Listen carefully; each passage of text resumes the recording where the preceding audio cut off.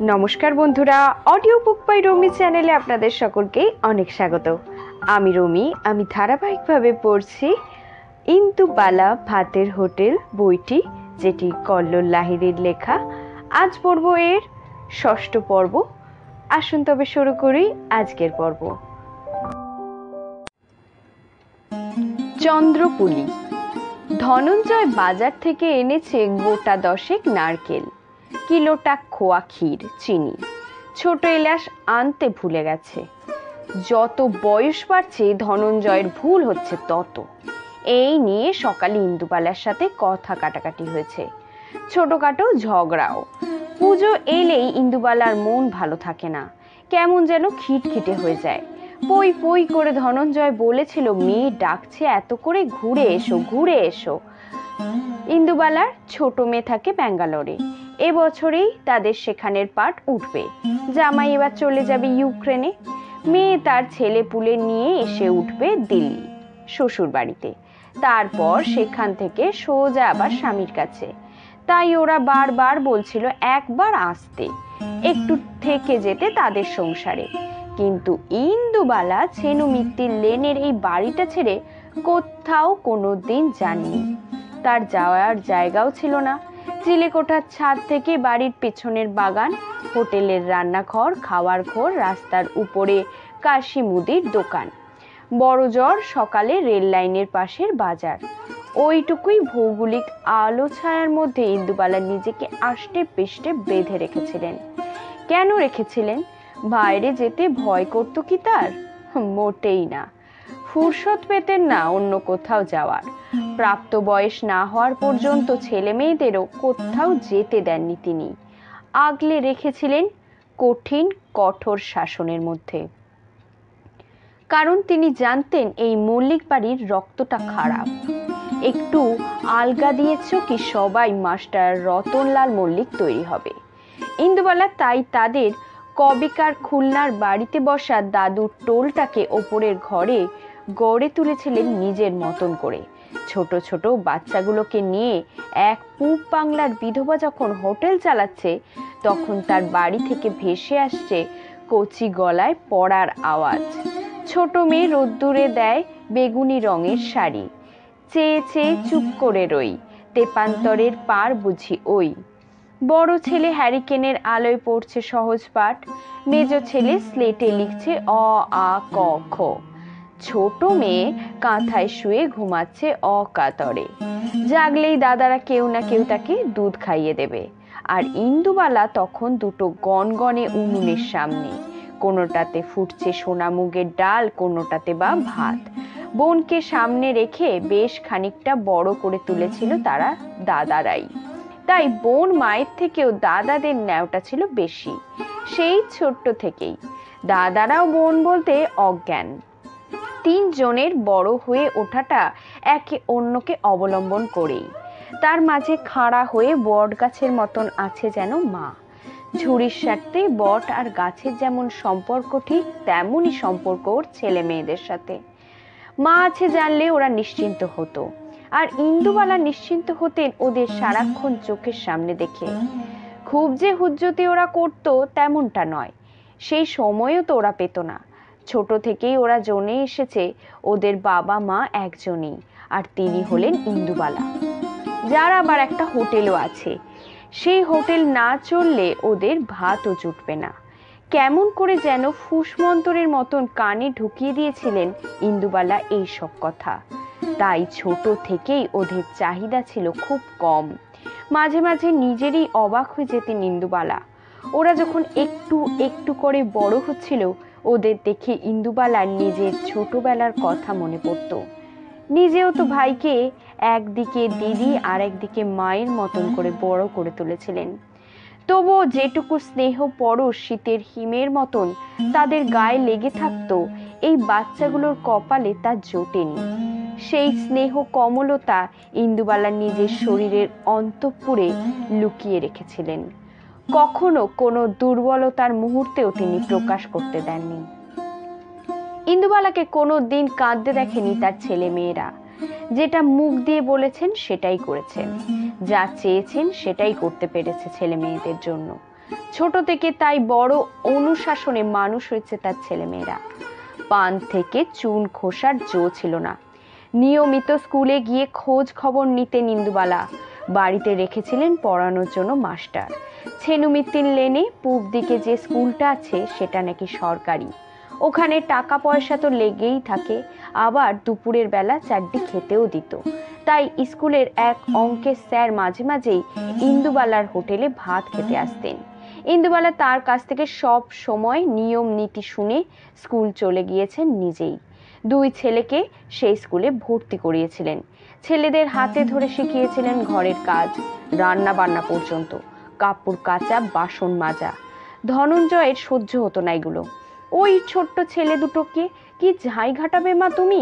ছি ছি ছি। ইন্দুবালার জবাব ছিল, না হলে পদ্ম হবে কি করে ওরা?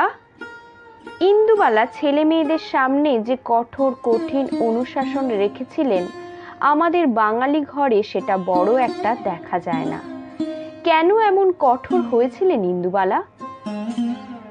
কেমন এমন কঠোর হয়েছিলেন ইন্দুবালা? তাকে তো এমন অনুশাসনের মধ্যে বড় হতে হয়নি। একটা নয়, একাধিক কারণ ছিল এর পেছনে। 3টে নদী পেরিয়ে তিনি যেদিন কলকাতায় এসে এই মল্লিক বাড়িতে ঢুকেছিলেন, সেদিক থেকেই বুঝেছিলেন তার ভাগ্য কলাপাতায় যেমন টিমটিম করে জ্বলছিল, এখানে এসে বুঝি তার নিভল। কলকাতার বাবুরা বিকেলে গলায় পাউডার মেখে তাস পেটায়, রাতে বউ পেটায়, ভোর রাতে সোহাগ করে, আর গোটা দিন পাশবালিশে বুক জড়িয়ে ঘুমায়। কিংবা চিতপুরের কোনো বাড়িতে মাছের তেল চচ্চড়ি খেয়ে গা মালিশ করায়। ইন্দুবালার এই বাড়িতে নানা রকমের প্রতিবন্ধকতা ছিল। জীবনের নানা চড়াই উতরাই বিয়ের কয়েক বছরের মধ্যেই ইন্দুবালাকে করে দিয়েছিল ক্ষত বিক্ষত। মনে মনে প্রতিজ্ঞা করেছিলেন, যদি কোনো দিন কোনো সন্তান আসে তার জীবনে, এই বাড়ির কোনো পূর্বপুরুষের ছায়া তিনি তাদের উপর পড়তে দেবেন না। বড় ছেলে যখন পেটে, শাশুড়ি তখন সবে তার চলৎ শক্তি হারাতে বসেছেন। তাও তার খানদানি মেজাজে তখনও বয়সের জং পড়েনি। নাতির মুখ যে বুড়ি দেখতে পাবেন সেই আশা ছেড়েই দিয়েছিলেন তিনি। কাজেই বাড়িতে পিতৃপুরুষের মুখে জল দেওয়ার লোক এসেছে শুনে তিনি আহ্লাদিত হয়েছিলেন। কিন্তু নাতিকে তেল মাখানো ছাড়া বড় বেশি সোহাগ করার সময় পাননি তিনি। মেজ ছেলে যখন হলো, শাশুড়ি তখন বিছানা নিলেন, আর ছোট মেয়েকে দেখে যাওয়ার অবকাশই তার হয়নি। সেই বাড়িতে মা ষষ্ঠী বিরূপ বলে দোজ বরে ছেলের আবার বিয়ে দিয়েছিলেন। সেই বাড়ির উঠোন জোড়া বাচ্চাদের কলককালি তার শুনে যাওয়ার সৌভাগ্যই হয়নি। কিন্তু মনে মনে এক পরম শান্তির গিট দিয়েছিলেন তিনি।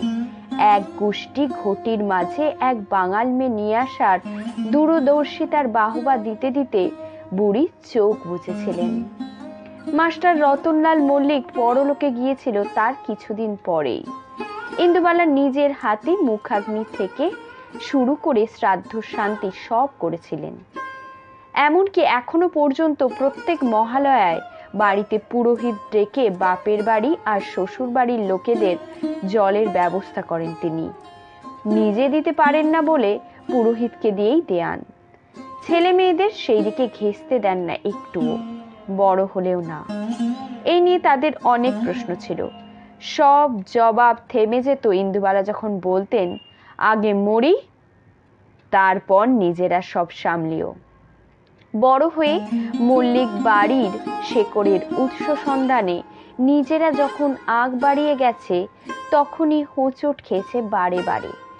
তখন বুঝতে পেরেছে তারা কেন তাদের মা তাদের চারপাশের জমাট অন্ধকার থেকে তাদের এইভাবে দূরে রেখেছে, কেন তাদের কাছে স্বপ্নের মতন হয়ে উঠেছে খুলনার কোন এক অখ্যাত অজগা কলাপোতা।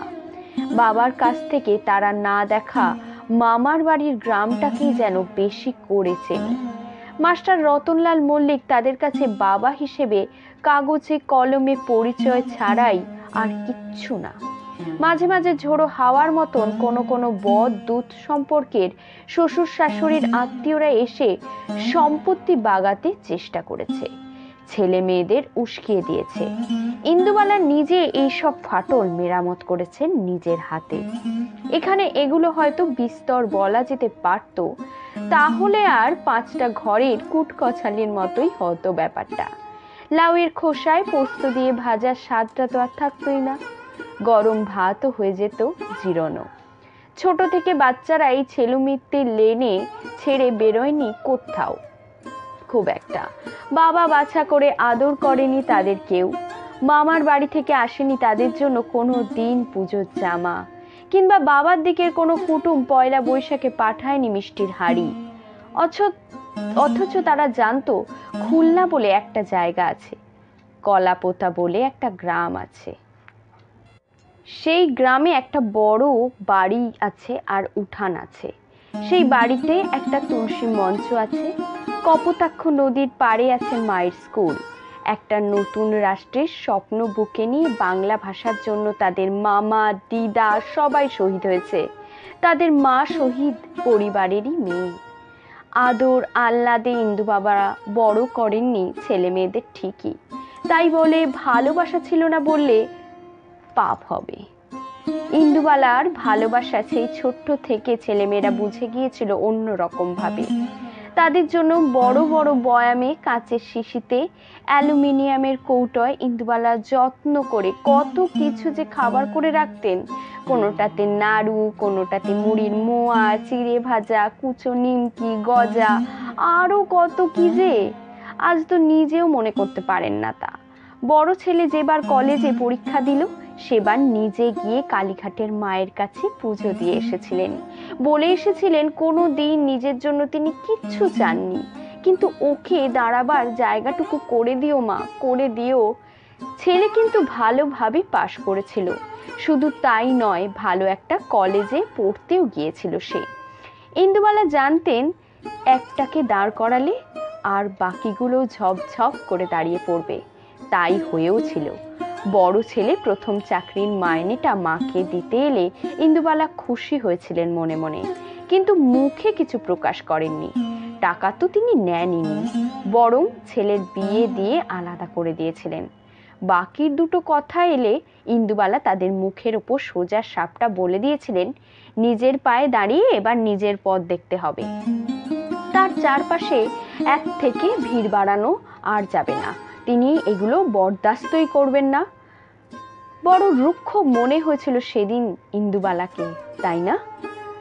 তা তো হয়েছিলই, কিন্তু তিনি জানতেন প্রথম থেকে দূরে না সরালে আর কোনো দিনই যে ওরা নিজেদেরটা গুছিয়ে উঠতে পারবে না।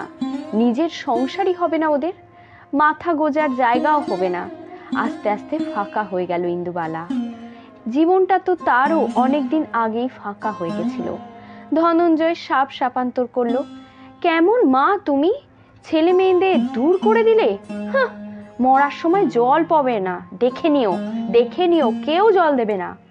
ভোর সন্ধে বেলায় ধনঞ্জয়ের কথাটা বড় বুকে বেঁধেছিল তার, কিন্তু ইন্দুবালা জানতেন তার দুই কুলে কেউ মরার আগে জল পায়নি। তিনিও যে পাবেন সেই আশাও করেন না। ইন্দুবালা সেই কালো তিলের সাথে গঙ্গা জল দেন প্রতি বছর। পিতামহ থেকে শুরু করে মাতামহ, শ্বশুর বাড়ির 3 কুলের কেউই বাদ পড়ে না, এমনকি মনিরুল। সেই কবেকার 71-এর যুদ্ধে হারিয়ে যাওয়া নিজের প্রথম প্রেমকে পর্যন্ত সারাদিন নির্জলা থেকে ইন্দুবালা জল দেন। মনটা ঝুপ করে খারাপ হয়ে যায়। ধনঞ্জয় সেটা বুঝতে পারে, বিরক্ত করে না তখন সে ইন্দুবালাকে। নিজে নিজে উনুন ধরায়, সবজি কাটে, আটা মাখে। ইন্দুবালার নিচে নামেন অনেক দেরি করে।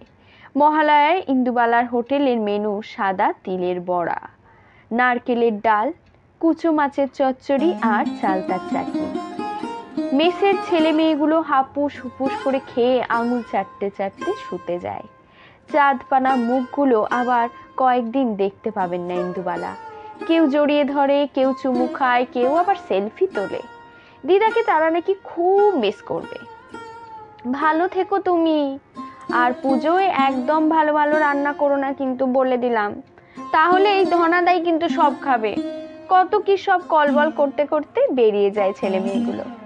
কিচ্ছুটি মুখে না দিয়ে ইন্দুবালা ওপরের ঘরে গিয়ে চুপটি করে বসেন। কাদের জন্য তার আজ এত ফাঁকা ফাঁকা লাগে? সবাইকে নিয়ে থাকলে আজ এই নিশুতি রাতেই বাড়ি গম গম করত। কোনো ঝগড়া নেই, ঝাঁটি নেই, মনের মধ্যে মনোমালিন্য নেই। তবুও ছেলে মেয়েগুলোকে এত দূরে সরিয়ে রেখে কি পেলেন তিনি জীবনে? একা বাঁচার সুখ? কার জন্য একা হয়ে গেলেন তিনি? বাবার জন্য, মনিরুলের জন্য, মাস্টার রতনলাল মল্লিকের জন্য, নাকি অলোকের জন্য? দম বন্ধ হয়ে আসে তার। ঠিক সেই সময় ইন্দুবালার যেটা মনে হয়, তিনি চুপ করে থাকতে চান। কাজ করতে আর মন সয় না। মনে পড়ে যায় 10টা নারকেলের কথা, হঠাৎ করে কিলোটা খোয়া ক্ষীরের কথা। ধনঞ্জয় মাঝরাতে শুনতে পায় খড় খড় আওয়াজ। ঘুম থেকে উঠে দেখে নারকেল কুড়ছেন ইন্দুবালা। খিচিয়ে ওঠে ধনঞ্জয়। নিজে তো শান্তি পাবেই না, আমাকেও শান্তি দেবে না তুমি, বুঝলে? ইন্দুবালা মুখ না তুলে বলেন, তুই শুতে যা না ধনঞ্জয়। আর হ্যাঁ, যাওয়ার সময় রান্নাঘরের দৌড়টা দিয়ে যা। ধনঞ্জয় যেতে চায় না। কাল সকালে এইসব নিয়ে বসলে হতো না? এই এতগুলো নারকেল এখন উনি কুড়বেন, বাটবেন। তার চেয়ে যাও না বাবা ছেলে মেয়েগুলোর কাছে, যাও না একটু। ঘুম না এলে সেলাই ফোলাই করো, যাও এখান থেকে। ইন্দুবালা খুব শান্তভাবে তাকান এবার ধনঞ্জয়ের দিকে। এই সময়ে তার একটুও ঝগড়া করতে ইচ্ছে করছে না। আমি কি করব না করব তুই সব বলে দিবি আমাকে ধনা। ইন্দুবালার এই চাহনি ধনঞ্জয় চেনে। মনে যা ভাবছে তাই করবে। সে আর দাঁড়ায় না, দৌড় এঁটে চলে যায়। চণ্ডীমণ্ডপে অধিবাসের ঘট বসে গেছে। মহালয়াতে পুজো হয়েছে কাঁসর ঘণ্টা পিটিয়ে, কিন্তু কুমুদ পালের তখনও চোখ আঁকা হয়নি মা দুর্গার। তার ছানাপোনাদের অনেকের সাথে ঠাঁই দিয়ে দাঁড়িয়ে আছে ইন্দুবালাও চণ্ডীমণ্ডপের থামের সামনে। টিম টিম করে জ্বলছে হ্যারিকেন। কুমুদ পাল তোড়জোড় করছে কাজ শুরু করার। ঠিক সেই সময় কেউ একজন খোঁচা মারে ইন্দুবালাকে।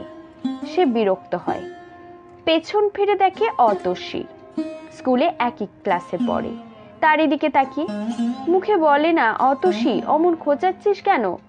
অতসী ফিসফিস করে বলে, বাড়ি চল, মেয়েদের ল্যাংটা ঠাকুর দেখতে নেই, মা বলেছে। ইন্দুবালা বলে, তোর মা বলেছে তো তুই যা না বাবা বাড়ি, আমি এখন চোখ আঁকা দেখবো, যা। তারপর দুর্গার শাড়ি পরাও দেখবো। অতসী মুখ বাঁকায়, এই জন্য না সবাই তোকে ঢুলুনি বলে, বুঝেছিস? বেটা ছেলেদের গায়ে পড়া বলে। ওই দেখ কে এসেছে, ডাকছে তোকে। ইন্দুবালা ফিরে তাকায়। দূরে অন্ধকারে বড় জাম গাছটার নিচে সাইকেল নিয়ে দাঁড়িয়ে আছে মনিরুল। যদিও মনিরুল তাকে ডাকছে না একটুও। অনেক দূর থেকে দাঁড়িয়ে সেও দেখছে ঠাকুরের রং করা। ওই টানা টানা চোখ দুটোতে লাল কালির কাজল পরানো হচ্ছে। কিন্তু ইন্দুবালার রংটা যেন চড়াং করে মাথায় উঠে যায়। হঠাৎ করে একটা রাগ ওঠে। চণ্ডীমণ্ডপ থেকে সোজা নেমে এসে দাঁড়ান মনিরুলের সামনে। এই, এখানে কি করছিস তুই? মনিরুল আমতা আমতা করে বলে, ঠাকুরের রং করা দেখছিলাম। ইন্দুবালা আরো রেগে যান হঠাৎ। তোর আবার ঠাকুরের রং করা দেখার কি আছে রে? আমি যা করবো তোকেও তাই করতে হবে নাকি মনিরুল? রাগলে তার নাকটা না ফুলে ফুলে ওঠে। মনিরুলের সেটা দেখতে খুব ভালো লাগে, কিন্তু এখন একটু তাকাতে পারছে না সে ইন্দুবালার দিকে। সবে গো ফোটা ছেলেটা মাথা নিচু করে বলছে, তোর খারাপ লাগবে জানলে আসতাম না। ইন্দুবালা আরো ঝাঁঝিয়ে বলে ওঠে, আসবি না। চলে যাচ্ছে মনিরুল আস্তে আস্তে সাইকেল নিয়ে হেঁটে হেঁটে। ইন্দুবালাও ফিরে যাচ্ছে চণ্ডীমণ্ডপে। দুর্গার চোখ আঁকা হচ্ছে। কুমুদ পাড় তার শিল্পীর হাতের ছোঁয়ায় দেবীর প্রাণ প্রতিষ্ঠা করছেন। কপোতাক্ষের মাতৃ ঠাকুরও যেন জ্যান্ত হয়ে উঠছে তার ছোঁয়ায়। কিন্তু এইসব আর ভালো লাগছে না ইন্দুবালার দেখতে। বাড়ি চলে যাচ্ছে ইন্দুবালা। কেন অমন করে বলতে গেল মনিরুলকে সে? কি ক্ষতি হতো যদি সে দুর্গার চোখ আঁকা দেখতো? সবাই তো দেখছিল। ওই অত সেটাই হচ্ছে যত নষ্টের করা। ইন্দুবালাকে বলে কিনা ছেলে ঢলানি। যত রাগটা সে তপসীর দিকে নিয়ে যেতে চায় ততই সে রাগ গড়িয়ে নিজের দিকেই আসে। ঠিক করলো কি ইন্দুবালা? মনিরুলকে কেন অমন করে বলল সে? আর কেনই বা মনিরুল কথাই বা এখন মনে পড়ছে বারবার? ভালোবেসে ফেললো নাকি ছেলেটাকে? অন্ধকারে পুকুর পাড় দিয়ে যাওয়ার সময় নিজেই যেন নিজের মুখে চাপা দেয় ইন্দুবালা। কি বলেছে সে? এক মুসলমান ছেলের সাথে এক হিন্দু মেয়ের বিয়ে হতে পারে না? পারে না, কোনো দিনই হতে পারে না। ঝপ থেকে কোন একটা তক্ষক যেন ঠিক সেই সময় ডেকে উঠল। ভয় পেয়ে গেল ইন্দুবালা আরো। ছুটতে বাড়ি এসে তার মনটা অবশ্যই ভালো হয়ে গেল। ঠাম্মা উঠোন জুড়ে বসে নারকেল কুড়ছে, আর একদিকে দুধ জাল দিচ্ছে কাঠের উনুনে। কি করবে ঠাম্মা? ঠাম্মা হাসে। দেখিস না কি করব। ইন্দুবালা নাছোড়, না আমাকে বলতেই হবে কি করছো তুমি। ঠাম্মা বলে, ওই বারকোষটা তোলতো ইন্দু, এগিয়ে আয় এদিকে। বারকোষ তোলে, তারপর আস্তে আস্তে নিয়ে যায়। তার নিচে সাজানো নকশা, ছোট ছোট ছাঁচ, কোনটা ময়ূর, কোনটা পান পাতা, কোনটা আলপনার নকশা। ইন্দুবালার মুখটা যেন হঠাৎ করে আলো হয়ে যায়। তুমি চন্দ্রপুলি করবে ঠাম্মা? সরাসরি কোনো উত্তর দেন না ইন্দুবালার ঠাম্মা। মা দুর্গাকে দেখেছিস তো দিদি ভাই? কেমন এক চালার নিচে স্বামী সন্তানদের নিয়ে শান্তিতে আছে। ওই শান্তিটাই বড় জিনিস মা। ওটা না থাকলে জীবনে না কিচ্ছু থাকবে না। ইন্দুবালা নড়ে চড়ে বসে। অশান্তির কি হলো ঠাম্মা? আমি আবার কি করেছি? ঠাম্মা নারকেল বাড়তে বাড়তে বলে, তুই কেন করবি দিদি ভাই? মানুষ করে। মানুষ মানুষের নামে না বদনাম রটায়। এত রাতে সমস্ত মেয়ে বাইরে থাকলে বাড়ির অমঙ্গল হয় মা। ইন্দুবালার এবার চোখ ফেটে জল আসে। আমি কিছু করিনি ঠাম্মা, মনিরুলকে চলে যেতে বলেছিলাম। মেয়ের সরলতা দেখে ঠাম্মা কি করবে বুঝতে পারে না। বাড়ির ভেতর যাতে আওয়াজ না যায় তাই তক্ষুনি ইন্দুবালার হাতে ধরিয়ে দেন হাতাখানা। দুধটা আস্তে আস্তে ঘন হয়ে উঠছে দিদি ভাই। যতক্ষণ না ক্ষীর হচ্ছে নাড়তে হবে। লেগে যায় না যেন, লেগে গেলেই কিন্তু মুশকিল। ধরা দুধের গন্ধ হবে। চন্দ্রপুলি তখন আর কেউ খাবে না। নারকেল কোড়া হয়ে গেছে ইন্দুবালার। এই বয়সে দোষটা নারকেল কোড়া কি চারটিখানি কথা? ঘামাচ্ছেন তিনি। এবার বাটতে হবে শিলে ফেলে পুরোটা মিহি করে, যাতে একটু এবড়ো খেবড়ো কুচি না পড়ে মুখে। জিভে দেওয়ার সাথে সাথেই যেন গলে যায় চন্দ্রপুলি। দিনের বেলা হলে ধনঞ্জয় জোর করে মিক্সিতে বাটতে বলতো। কিন্তু ইন্দুবালা জানেন প্রাচীন এক শিলায় নারকেল বাটা আর যন্ত্রে বাটার মধ্যে অনেক তফাৎ থাকে। পাথরের ওই স্বাদটা কি তিনটে স্টিলের ব্লেড তৈরি করতে পারে? কখনো না। ইন্দুবালা তার শ্বশুর বাড়িতে সেই কবে কার ভারী শিলখানা পাতেন, বাটতে বসেন। আর ওই দিকে তখন কবেকার যুগ এফাল ওফাল করে সিঁড়ি দিয়ে নেমে আসে বড় ছেলে, মেজ ছেলে আর কোলে ছোট্ট মেয়েটা। আমরাও খাবো মা। ইন্দুবালা বলেন, আগে হোক তারপর খেও, এখন ঘুমিয়ে পড়ো যাও। কিন্তু কেউ যেতে চায় না। তিনজনেই ড্যাব ড্যাব করে তাকিয়ে থাকে ইন্দুবালার দিকে। ইন্দুবালা বুঝতে পারে এরা এখান থেকে আর কেউ নড়বে না। মায়ের জেদ আর ধৈর্য দুটোই তারা পেয়েছে। বড় ছেলেকে উনুনে দুধটা নাড়তে দিয়ে ছোট ছেলেকে এলাচ চড়াতে বলেন। মেয়েকে কোলে ঢুললেও বারবার জেগে উঠছে মেয়েটা। মেজোর দিকে তাকিয়ে দাদা ও দাদা বলছে। ও বাবা বলতে শেখেনি, কারণ বাবাকে ওর মনেই নেই। এই বাড়িতে বাবা বলে কেউ থাকতো সেটাই সে জানে না। তাই ওই শব্দটাই আপাতত ওর জীবন থেকে উধাও। দুধ উতলে ওঠার হলে বড় ছেলে ফু দেয়। ইন্দুবালা বকেন, ওইভাবে মুখের হাওয়া দিতে নেই, যা ঠাকুর খাবে না। মেজো এলাচ ছড়াতে ছড়াতে বলে, তাহলে আমরা কখন খাবো মা? মেয়েকে কোল থেকে মা মা বলে ওঠে হঠাৎ করে। ইন্দুবালা নারকেল বেটেই চলেন। রাত বাড়তে থাকে। ঘন দুধ ক্ষীর হলে তার মধ্যে ওই নারকেল বাটা চিনি দিয়ে ভালো করে নাড়তে থাকেন যতক্ষণ না মণ্ডটা শক্ত হয়। ছেলে দুটো ততক্ষণ বসে থাকে রান্নাঘরের দেওয়ালে ঠেস দিয়ে ঢোলে। মেয়েটা ঘুমের মধ্যে কাদা। ছোট ছোট ছাঁচে পুরগুলো পড়ে ইন্দুবালা। বড় কাঁসার থালায় ভর্তি হতে থাকে ময়ূর, নকশা কাটা নৌকা, পাপড়ি মেলা ফুল, জলের মধ্যে হাঁস, পদ্ম পাতার আলপনা, আরো কত কি। ঘুম থেকে তুলে দেখান দুই ছেলেকে। মেয়েটার তো তখনও অত বোঝার বয়স হয়নি। হা করে তাকিয়ে থাকে ছেলে দুটো অবাক হয়ে। আর ইন্দুবালা ঠিক সেই মুহূর্তেই কান্না পায়, ভীষণ কান্না পায়। ফাঁকা রান্নাঘরে থালা ভরা চন্দ্রপুলি নিয়ে 70 পেরোনো ইন্দুবালা মুখে কাপড় গুজে হাহাকার করেন, পাছে ধনঞ্জয় শুনতে পায়। ইন্দুবালা ভাবেন, ছেলেদের ফোন করে ডাকে, ওরা জেনে যায় ওদের মা ওদের সত্যি ভালোবাসে। ইন্দুবালা জানতে যে দিতে চান না তার এই ভালোবাসা কাউকে। যাদেরই ভালোবাসতে গেছেন তারাই চলে গেছে যে পৃথিবী ছেড়ে। এটা যে অভিশাপ তার জীবনে। উনি এই বয়সে আর সন্তান শোক পেতে চান না। ঠাম্মা তাকিয়ে থাকে ফর্সা হয়ে আসা আকাশের দিকে। কাঠের উনুন প্রায় নিভে গেছে। উঠোনে থালা ভর্তি হয়ে আছে ঠাকুমার হাতের গড়া চন্দ্রপুলিতে। মেয়ে মানুষের এত কান্না কিসের?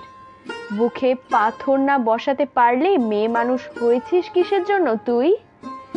যা সাজি বরে শিউলি ফুল তুলে আন দিদি ভাই, আর হাতে কয়েকটা চন্দ্রপুলি নিয়ে যা। যাকে ভালো লাগবে তাকেই তুই দিস, কেমন? জীবন বিলিয়ে দেওয়ার চেয়েও আনন্দ যেন আর কিছুতেই নেই। ইন্দুবালা শাড়িতে বাঁধে চন্দ্রপুলি, সাজি নিয়ে সারা রাত না ঘুমানো চোখে কন্যে চলে ফুল তুলতে। কিন্তু কোন দিকে যাচ্ছে সে? এত ভট্টাজপাড়া নয়, তবে কোন দিকে যাচ্ছেন? বিশালাক্ষী তলা পেরিয়ে সে যাচ্ছে মুক্তার পাড়ায়। কেন যাচ্ছে সে? অনেক ভোরে মুক্তার পাড়ার মাঠে শিউলি গাছটার নিচে কে যেন সাদা চাদর মেলে বসে থাকে। সেই চাদরের টুকরোগুলো কুড়োতে আর সাজিতে বলতে খুব ভালো লাগে ইন্দুবালার। শরতের এই ভোরেও কেমন যেন হেমন্তের হাওয়া দিচ্ছে, শিরশির করছে গা। চারিদিকে ছেঁড়া ছেঁড়া মেঘের মতন কুয়াশা জমাট বেঁধে আছে। থমকে দাঁড়ায় ইন্দুবালা গাছটার সামনে এসে। কে ওখানে দাঁড়িয়ে? কে এগিয়ে আসছে? আরে এ তো মনিরুল। এত ভোরে এখানে কি করছিস তুই? কোনো কথা বলে যাচ্ছে মনিরুল। যদিও জানতো ওই গাছের ফুল কুড়োতে আসবে ইন্দুবালা, তাকে আসতেই হবে। সারা রাত সে তো ঘোরের মধ্যে এঁকেছে ইন্দুবালার চোখ কাজল দিয়ে টানা টানা। ইন্দুবালা ডাকে, মনিরুল। দাঁড়িয়ে পড়ে ছেলেটা। এগিয়ে আসে ইন্দুবালা। মনিরুল বিড়বিড় করে বলে, আমি কিন্তু জানতাম না তুমি এখানে আসবে। আমি তো। ইন্দুবালা হাত চাপা দেয় মনিরূপের ঠোঁটের উপর। আমাদের ঠাকুর ঘরে নবদ্বীপ থাকা আনা পুরনো একটা কেষ্ট ঠাকুর আছে জানিস? ঠাম্মার শাশুড়ি আর তার শাশুড়ির ঠাকুর সেটা। তুই তার মতন চোখ কেন পেলি রে মনিরুল? সারাক্ষণ আমার চোখে ভাসে। শাড়ির খুঁট খুলে মনিরুলের হাতে ইন্দুবালা ধরিয়ে দেয় সারা রাত তার ঠাম্মার সেই তৈরি চন্দ্রপুলিগুলি। ঠাম্মা বলেছিল যাকে ভালো লাগবে তাকেই দিস। আর একটা কথা না বলে ফুল না কুড়িয়েই খালি সাজি নিয়ে বাড়ি ফিরে এসেছিল মেয়েটা। গায়ে তখন তার ধুম জ্বর। সকালে উঠে ধনঞ্জয় দেখে কাঁচের বয়ামে ভর্তি করে রাখা আছে চন্দ্রপুলি। ইন্দুবালা তখন কুচো গজা ভাজছেন। ঠিক করে রেখেছেন ও বেলায় লবঙ্গ লতিকা করবেন। ধনঞ্জয় বুঝতে পারে না এটা কি ইন্দুবালার পাগলামো না জেদ। সারা রাত রান্না করে তুমি মরবেই, দেখো তোমার ছেলেরা আমাকে এবার জেলে দেবে, জেলে। ইন্দুবালা এগিয়ে আসেন। আহা ধনা, তুই ওইভাবে বলিস না তো। ছেলে মেয়েগুলো বিজয়ার পরে এসে একটু মিষ্টি মুখ করবে না? ওই যে চাঁদা তুলতে এসেছিল নন্টু পিন্টু বাজারের লোকগুলো, কালেক্টর অফিসের বাবুরা, এদেরও একটু দেবো হাতে তুলে, বুঝলি? হোটেলে জবে থেকে শুরু হয়েছিল সেই বছর থেকেই পুজো হলেই বিজয়ার মিষ্টি শুরু করেছিল ইন্দুবালা। সেই সময়ে লক্ষ্মীও থাকতো, হাতে হাতে করে দিত মাঝে মাঝে। তারপর ছেলে মেয়েরা একটু বড় হলে তারা ঠাকুর দেখার নাম করে কেটে পড়তো যে যার মতন। ওই ইন্দুবালাই তখন থেকে যেতেন। তার সপ্তমী, অষ্টমী, নবমী, দশমী কেটে যেত রান্নাঘরে বিজয়ার মিষ্টি তৈরিতে। তার না ছিল নতুন কাপড় পরা, না ছিল প্যান্ডেলে গিয়ে অঞ্জলি দেওয়া। সেসব তিনি বিয়ের আগে ওই কলা পাতায় কপোতাক্ষের নদীতেই বিসর্জন দিয়ে এসেছেন। বৃষ্টি নামে ঝমঝম করে। সেই বৃষ্টির মধ্যে ইন্দুবালা ভাতের হোটেলের সামনে এক এক করে গাড়ি এসে দাঁড়ায়। বড় ছেলে আসে, মেজ ছেলে আসে, তাদের বউরা, নাতি নাতনি সবাই প্রণাম করে। মায়ের হাতে তৈরি চন্দ্রপুলি, কুচো গজা, লবঙ্গ লতিকা, নিমকি সবাই পেট পুড়ে খায়, ব্যাগ ভর্তি করে নিয়ে যায়। ওরা সবাই গল্প করে, ইন্দুবালা চুপ করে বসে শোনেন। কোথায় কোন ঠাকুর কত বড় হলো, কে কি প্রাইজ পেল, তাতে সবচেয়ে দামি শাড়িটা পরতে গিয়ে বড় বউয়ের কি হলো, নাতি নাতনিরা কিভাবে পুজো কাটালো, কোথায় কত লোক হলো, অঞ্জলি দিতে গিয়ে পুরোহিত কেমন বাজে মন্ত্র পড়ছিল, কোন রেস্টুরেন্টে পুজোর খাওয়ার জঘন্য ছিল। ওরা নিজেদের মধ্যে গল্প করে। ওদের সবার মধ্যে বসে থেকেও ইন্দুবালার কিছুই বলার থাকে না। এই এত সবার মধ্যে তিনি নিজে যেন একটা দ্বীপ। সেই দ্বীপে তিনি ছাড়া আর কারোর প্রবেশ নিষেধ। ছেলেরাও একেবারের জন্যও জানতে চায় না তাদের মা কোথাও গিয়েছিল কিনা, অঞ্জলি দিয়েছে কিনা। তারা জানে তাদের মায়ের ধর্ম কর্ম সব ওই একটাই, ইন্দুবালা ভাতের হোটেল। ঠাকুরের সেই অপ্তবাক্য, জীবে প্রেম। আর খাওয়া ছাড়া প্রেম আসবে কি করে?